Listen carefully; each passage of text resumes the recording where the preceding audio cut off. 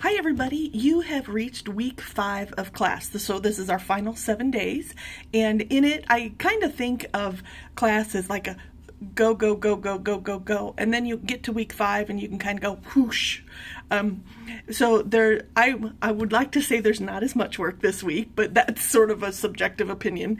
There are 2 really big activities. One is the discussion, and the second is your final reflection for class. So I'll talk briefly about both of those, and as you've known for the last 4 weeks, me saying brief is not necessarily brief. So, in our first discussion, we are going to talk about a past employment experience. And what you'll need to do is you need to think about a job and how it relates to your learning patterns. So when I was in high school, and this is way before learning patterns even existed, but when I was in high school, I had a summer job detasseling. And if you don't live in a Midwestern state that has a lot of corn, you may not know what detasseling is.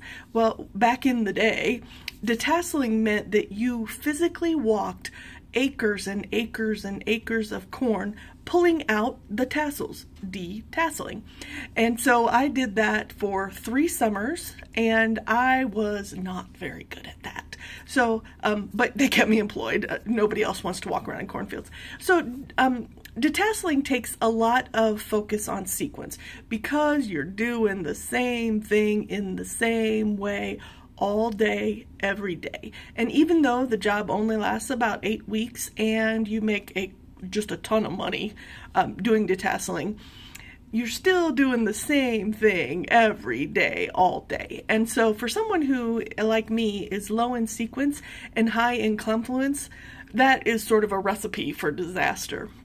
I never paid too much attention. I was always daydreaming.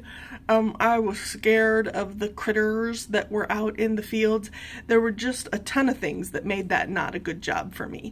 And looking back on it now, I should have said, no, thank you, I will find something else to do. But at the time, making $3.35 an hour was huge. And so I sucked it up and I did that until I found a different job, which happened to be in fast food, which is another job that's not really quite aligned with my learning patterns. There's an awful lot of sequence whenever you worked in fast food, and sequence just isn't my thing. So I needed to be a writer or a librarian or a customer service person, not necessarily sales, but customer service is really up my alley. And so what you need to do is you need to think about a job and then think about the tasks that you perform in that job. When I think about detasseling, the tasks that I would perform, and I'm not even sure I could think of 3, walking, lots of walking, deciding whether you had to pull the tassel or not, and following the instructions from your crew leader, I think would be 3 tasks. And I didn't enjoy any of those pretty much. 3 tasks that they all had to do with sequence, sort of following instructions, a little bit of precision because you did have to kind of say, oh yeah, pull that, oh no, don't pull that. 3 tasks that I did enjoy. I enjoyed being out in the sun, which I'm not really sure I can relate that to a pattern. I enjoyed conversing with my other crew members, and that is really a lot of confluence. I enjoyed, can I come up with a 3rd thing that I enjoyed about that job? I'm not sure I can. But you'll want to think about the things you enjoyed and the things you did not enjoy and how those relate to the patterns. And then after you do that, sort of a overall, was that a good fit for your patterns? And in my case, detasseling was not a good fit. So I'm much more aligned with the current job that I have, which changes every day. I can pretty much do what I want as long as, you know, I also do what I have to do. I get to sort of explore new things. I get to try out things. I don't have to sit at a desk all day. If my job would be better done at home, I can do it from home. If my job would be better done in a different location, I can do my job from a different location. So there's all sorts of things that sort of trigger my higher uses of confluence, precision, and technical reasoning, and don't very much rely on following instructions and meeting others' expectations. So there's a much better fit for my current job than my jobs in high school. The second thing you're going to do is you're going to write a final reflection for class. And so we've been writing journals, and then we wrote 1 assignment And those are pretty short, pretty to the point, and the final reflection is a little bit different. There's lots more opportunities for you to brainstorm examples, kind of give me an impression of what you thought about the class. If you are not a particularly good user of your Confluence, don't worry, there's also instructions. So you will write 5 paragraphs, and it is very important that you write 5 paragraphs. I will be looking for that. Each paragraph has a set of instructions you can follow. The other things, please don't lose points on the very simple things like making sure you've done your work in Microsoft Word, making sure you have your font set to 12 point and that it's Times New Roman, make sure you double space your effort. You don't want to lose those points based on those simple things.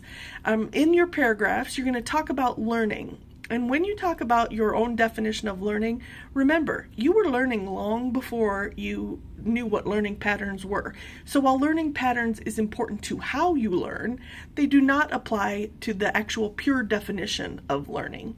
So I don't expect to see anybody writing about their learning patterns in their first paragraph.